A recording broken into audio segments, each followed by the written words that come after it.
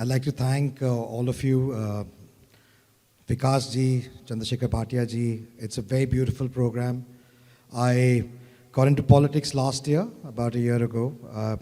I was in a different avatar. I used to run a media company. I still run it. But I am an independent member of parliament. I support the Indian government. But it is really a great pleasure and honor to be here to see the vibrance and see the spirit of India coming alive in different manifestations over here. I saw the painting exhibition earlier. There were some very beautiful pieces of art.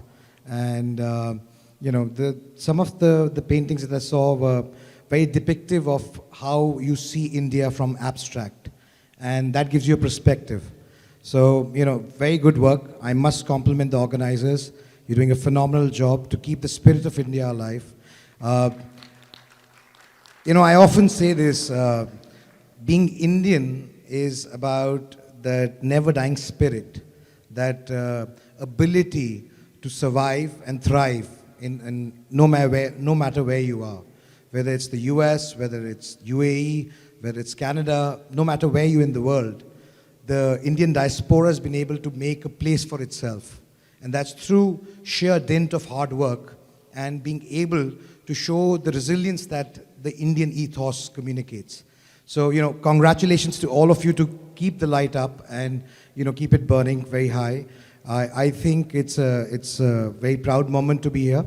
I'm, like the speakers before me said, it's not a political platform, so I won't say that. But what I would definitely say is that we are living in a very different India. We're living in a country where the leadership of our country, our president, our prime minister, are born in independent India. It's a very different thought process to imbibe that quality and to understand how to break away from the shackles of colonialism and have a mind of our own and identity of our own. And we are growing in that, keeping our culture, our heritage, our value system in place. And Bharat Utsav is a very good example of that vibrance and that spirit, never die spirit. Also, I'll share a very small instance with you. I happened to be on a panel. I represented India on the Inter-Parliamentary Union last year in October, which was held in Rwanda. And I was a part of the Young MPs group, and we were contesting an election. So we fall into the Asia-Pacific group. So there were about 19 countries in the Asia-Pacific group. Normally, these elections are done by consensus. But this one particularly, where Indonesia was contesting against us, there was an election and it went to vote. So I was tasked with the responsibility of handling about 4 countries, and we were all different MPs. We had one of our senior colleagues, Prajita Sarangi, contesting elections for the Executive Council of IPU. So IPU, let me explain, it's a congregation of about 190 countries and about 1,400 MPs who come from 190 countries. It's a UN body.